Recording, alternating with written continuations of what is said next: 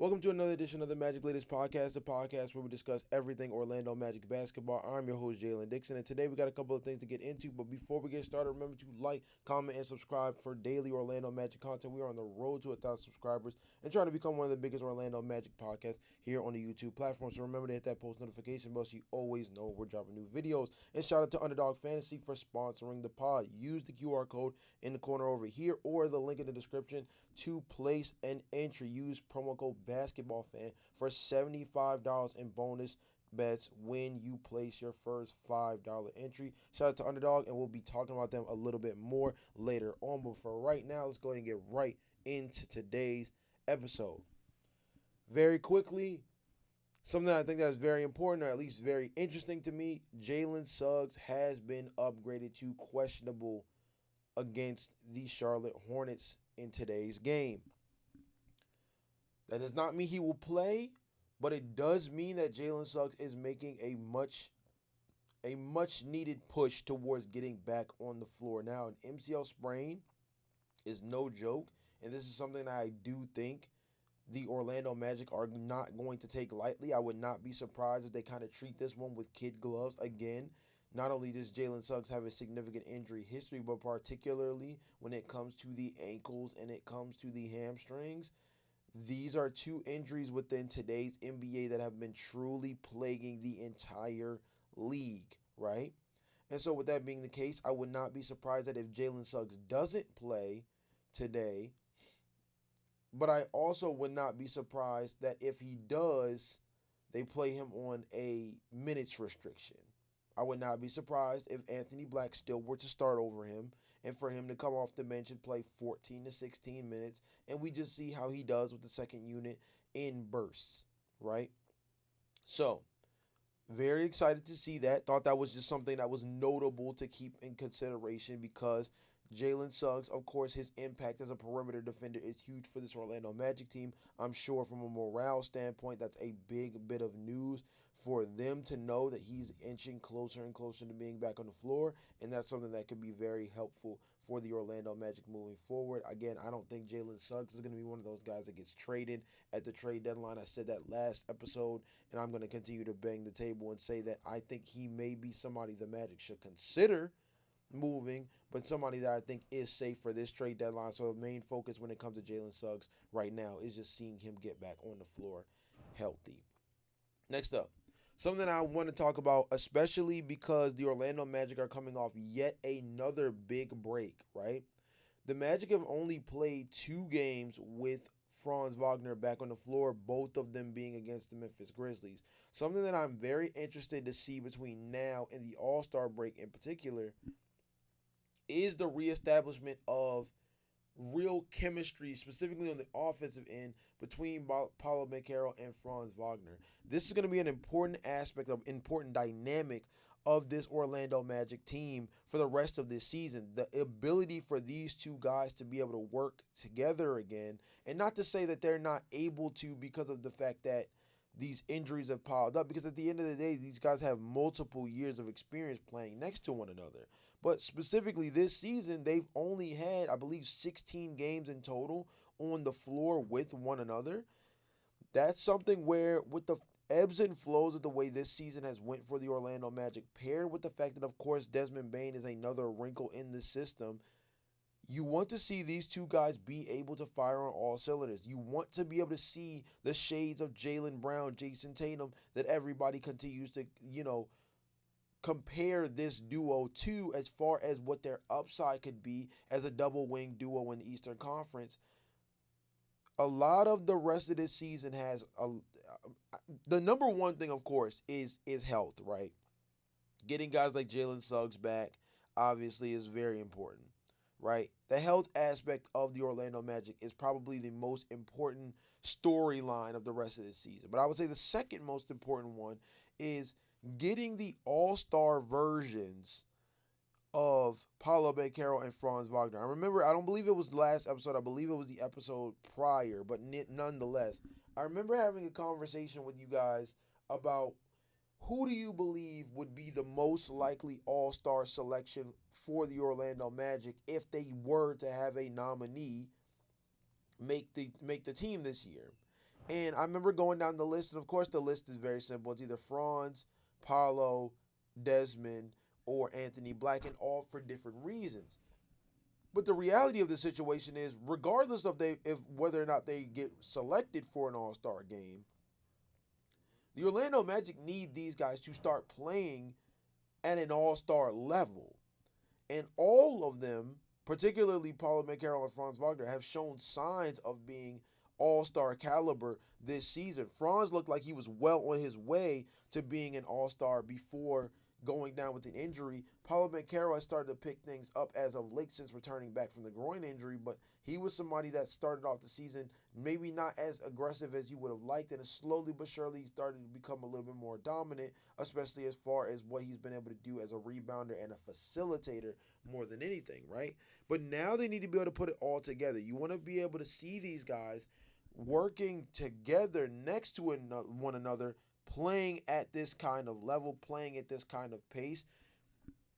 That is going to be a big storyline for me. Can Paulo Banchero and Franz Wagner next to each other with Desmond Bane in the fray, with what Anthony Black is emerging into, can this group play at the full capacity of what they're capable of, and what does that look like? What does it look like when this team is firing on all cylinders? Because we talked about the inconsistency of this team throughout the season. We've discussed that on multiple podcasts, but I genuinely believe that if they can get the fully actualized versions of themselves, this is a team that I think could rattle off 7, 8, 9, maybe even 10 straight wins at some point towards this back half of the season. I genuinely believe that they're capable of that if these guys start to put it all together. The question is, can they do so? And then the follow-up question for that is it sustainable? Because I think for a game or two, there's going to be games where we see this group drop 130 plus points, and we're going to be like, oh my gosh. Yes, when they're a healthy unit, they can just about blow out anybody what they're fully capable as an offense, especially what they are able to do as a defensive unit as well. But then the question remains, can they put it together for multiple games? I think the Orlando Magic fastball is one of the most dangerous things in the Eastern Conference because we haven't seen it yet.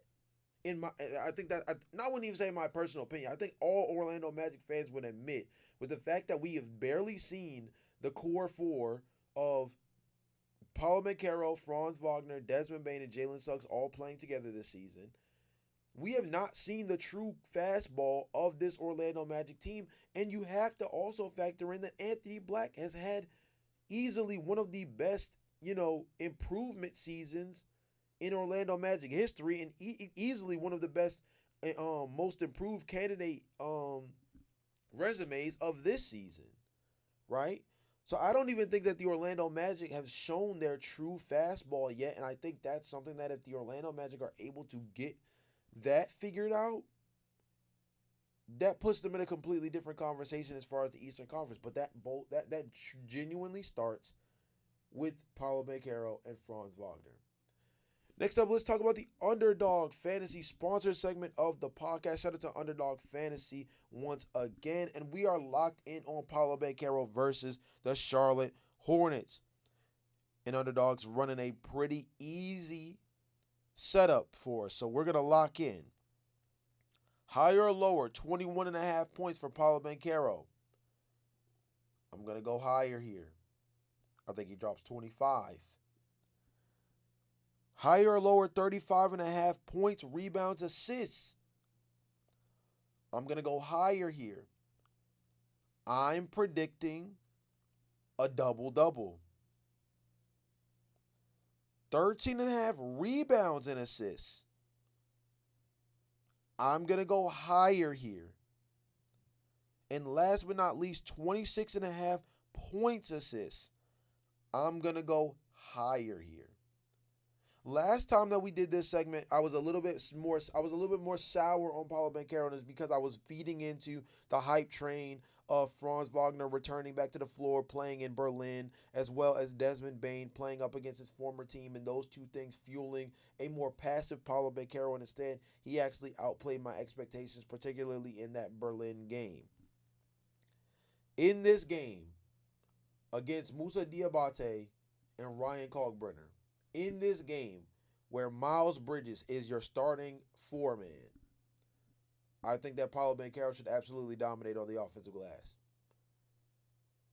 I think that this should be a 25, 11, and 7 game. So no matter how you slice it, we hitting the higher on everything here. Because Paulo Banchero, I feel like, should have a dominant near triple double type of performance against this Charlotte Hornets team.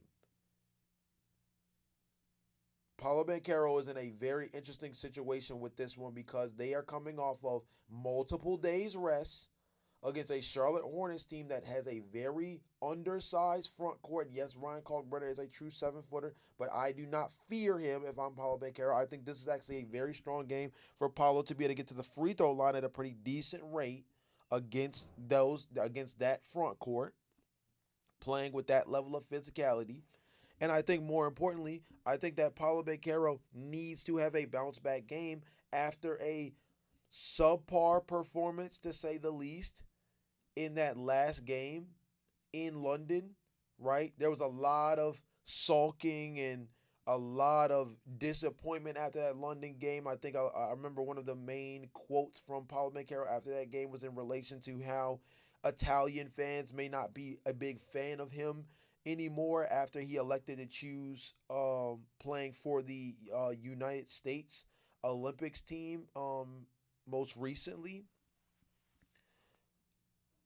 A lot less focus on the fact that it was a very underwhelming loss to the Memphis Grizzlies in a game where John Morant, came back and absolutely, played with his hair on fire.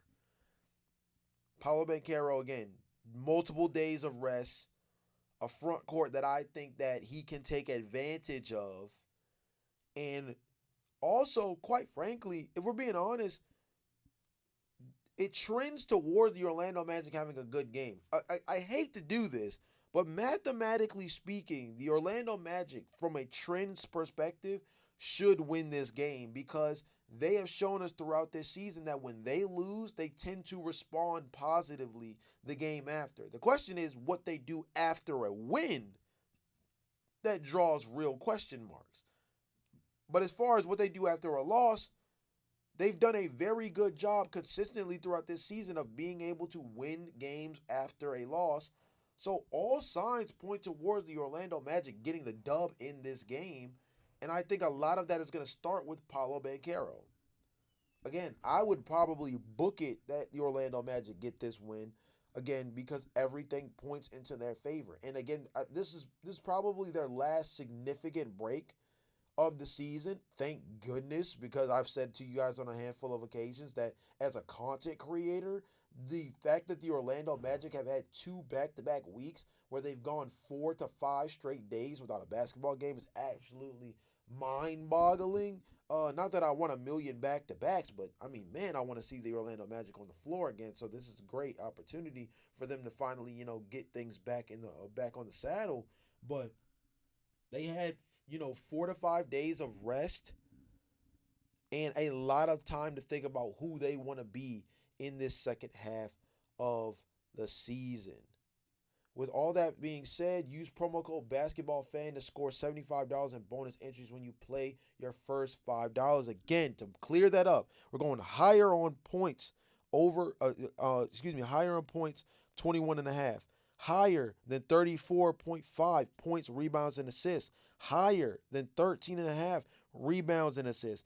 And higher than 26 and a half points and assists. We are smashing the higher across the board on Underdog Fantasy for Paulo Banchero. Again, use promo code BasketballFan to score $75 in bonus entries when you play your first $5. Underdog Fantasy, make a bet and make some money.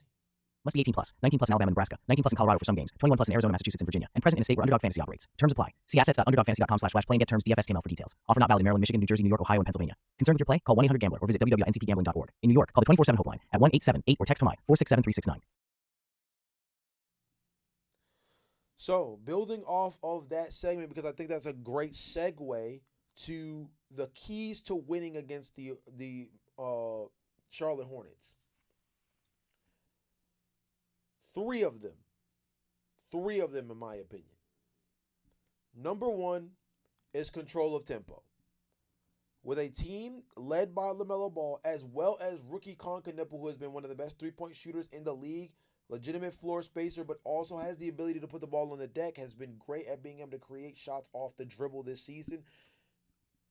One of those guys that should be heavily considered as the rookie of the year, not just a candidate for the rookie of the year, but I think legitimately pushing Cooper flag for that rookie of the year award. Somebody that the Orlando Magic are going to have to be very weary of in this game. But control of pace against this Charlotte Hornets team is going to be very important. The Orlando Magic, of course, have put a lot more emphasis on being an up-tempo basketball team.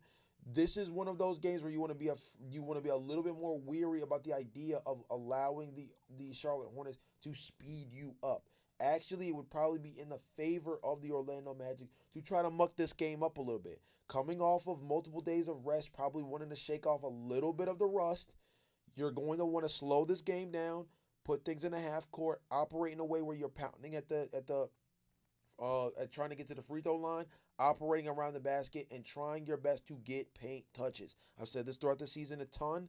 The ability to get paint touches for the Orlando Magic team has been one of their greatest superpowers this season because it's truly helped them in terms of being able to create easy offense. Of course, you could say that about any team, but specifically focusing on the Orlando Magic, their ability to get paint touches has been one of the most impactful things in terms of making their offense look a little bit easier. Number two, I'm very interested to see whether or not Jalen Suggs plays and what that means for the Orlando Magic if he does play, as far as how much does he play? Is he in the starting lineup? How does he stagger with or against Anthony Black as far as his minutes are concerned? And more specifically, how does he stagger in conjunction to matching up with someone like Colin Knipple and or LaMelo Ball? Do they try to put an emphasis on still allowing Jalen Suggs to guard the best perimeter player when he's on the floor? Or are they going to try to protect him a little bit more from himself and add another defensive player next to him to help take some of the load off? Maybe play Jalen Suggs a lot more next to Anthony Black as opposed to staggered minutes against Anthony Black? Or are they going to trust him in his time to be that guy on the perimeter, to be, again, that pit bull as a point of attack defender out the gate? I would be really interested to see how they deploy Jalen Suggs in this game against the Hornets. I think that if they're able to trust him in a 15 to 20 minute sample size to basically let him be him, I think that will be huge for this Orlando Magic team, because I think from a morale standpoint, seeing Jalen Suggs back flying around, creating steals, blocking shots, and wreaking absolute havoc at the point of attack are all things that are going to raise the floor for this Orlando Magic team that so desperately needs some more intensity on the defensive side of the ball. We talked about that a lot the last two episodes. And then number three, the key to winning for this game to me is going to be protecting the three-point line. The Orlando Magic are a top 10 defensive unit this season as far as opponents' three-point attempts, opponents' three-point percentage from beyond the arc. This is a game where I think they have to truly protect the three-point line against a squad that is relatively solid at shooting the three ball. Again, notable players like Colin Knipple and LaMelo Ball, but also Brandon Miller as a floor spacer. Sion James, their rookie Sion James, has been an efficient three-point shooter so far this season on low volume, but still nonetheless very efficient for the volume that he shot on, right? Colin Sexton, a guy that we've talked about a lot for the Orlando Magic, is an interesting trade target. Another guy who is very good at getting downhill, but has shot the three ball relatively decent so far this season. All that to say that this Charlotte Hornets team shoots the three ball relatively solid. A few of them shoot to a more elite caliber level. The Orlando Magic will have this is one of those games where when you talk about the Orlando Magic struggling in the first quarter of games, the first half of games, because they're getting blitzed, this is a Charlotte Hornets team with the combination of the type of tempo they play with and the three-point shooting acumen they have on the court. This is a team that can come out and blitz you early. The ability to guard the three ball early on, especially in this game, is going to be a key component for the Orlando Magic if they want to get this dub on the road. So, three things again. Biggest thing for me, biggest thing for me though, is the three ball protection. Seeing what Jalen Suggs looks like, I think it's going to be really interesting. And of course, being able to temper the tempo. Those are going to be the main things. Do not allow the Charlotte Hornets up tempo play style to speed you up. Again, you're coming off of multiple days break, nearly a week's break, and you're coming off of a loss. Lead with physicality. Number two, I think Jalen Suggs could be a big, big help here if he does play. But point of attack defense across the board, whether Jalen Suggs does not play. Talking about Anthony Black as one of those guys that you have to take a look at in this case because he would probably get the primary assignment on someone like LaMelo Ball or Colin Knippel, especially if Jalen Suggs does not play. Point of attack defense is going to be very important as far as being able to guard on the perimeter. And then, of course, number three is guarding the three ball. Again, the Magic have been one of the best teams at being able to do that so far this season. But against this Charlotte Hornets team, it will be very, very necessary. Last but not least, I'm building together essentially a mailbag episode for tomorrow. So thank you for all you guys' comments under last podcast. We're going to build on that today with another question of the day. I'm not going to give a ton of context towards my answer. I'm going to use this as part of the baseline for the mailbag on Friday's episode. So last podcast's comment section, don't you guys worry. I will be grabbing all of those questions and putting those in the mailbag. I will also be grabbing the questions and the answers from this episode and involving that in the mailbag as well. So again, stay tuned for tomorrow's episode. We will basically be doing a big Magic latest comment section mailbag episode where I will get to all you guys' comments, questions, and concerns as far as the Orlando Magic are concerned, any suggestions for the podcast, so on and so forth. So today's question of the day is, name one thing you feel like you can guarantee about the Orlando Magic this season by the end of the year. What is one thing that by the time the season is over, you guarantee this will be the case by the end of the year? Do you guarantee that Paolo Banchero will average a double-double for the year? Will you guarantee that Desmond Bane will bounce back and will be a 37% three-point shooter by the end of the season? Do you guarantee that the Orlando Magic will be a top 5 seed by the end of the season in the Eastern Conference playoffs?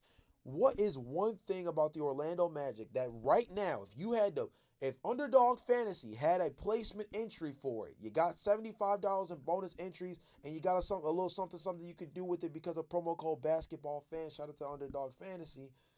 If they had a promo going where you could guarantee one thing about the Orlando Magic by the end of the season, what would that one thing be? I'm interested to hear what you guys have to say. The reason why I ask about this now is because there's plenty of time between now and the end of the season to kind of see where this Orlando Magic team potentially trends towards, especially when you factor in the NBA trade deadline as well as the NBA All-Star break as well. So there's a lot of time still, even though the games might not be nearly as much. Again, there's a little less than half at this point left in the regular season, but there's still a lot of NBA regular season calendar left for the back half of this season. So there's more than enough time to kind of see the trends that could develop over the course of the rest of this regular season. So that's why I'm asking about this now. Again, name one thing you feel like you can guarantee about the Orlando Magic this season by the end of the year. What is one thing that you predict will be the fact by the end of the year? I will share mine in tomorrow's mailbag. Really interested to hear what you guys have to say in the comment section down below. Again, please continue to add questions as far as things that you are interested in maybe hearing about on the podcast, topic suggestions for potential future episodes. Also, comments and concerns about the state of the Orlando Magic throughout the rest of this season. Things like, how do you feel about Anthony Black's emergence? Who do you believe has been the most effective center for the Orlando Magic so far this season? Of the core four, do you believe that Jalen Suggs is the most expendable? If not, who do you believe is? One of the questions I asked at the end of last podcast, and something I also want you guys to build off of, is the question of the day from last podcast is, do you guys believe that Paulo Banchero is someone that the Orlando Magic should consider trading, even in spite of the fact that his rookie contract extension kicks in next season? Maybe because his rookie max contract extension kicks in next season, they might need to consider the idea of moving off of him because of how lucrative that contract is. These are the type of things I'm interested to hear about from you guys in the comment section as we look forward to tomorrow's mailbag episode. Again, stay tuned for that. With all that being said, this has been another edition of the Magic Latest Podcast. Remember to like, comment, subscribe, hit that post notification bell so you always know we're dropping new videos. Shout out to Underdog Fantasy. Again, use the QR code in the top corner or use the link in the description. Use promo code BasketballFan for $75 in bonus entries when you place your first $5 bet. Again, hit that post notification bell so you always know we're dropping new videos. And I'll see you guys again tomorrow for that mailbag episode. But until then, peace.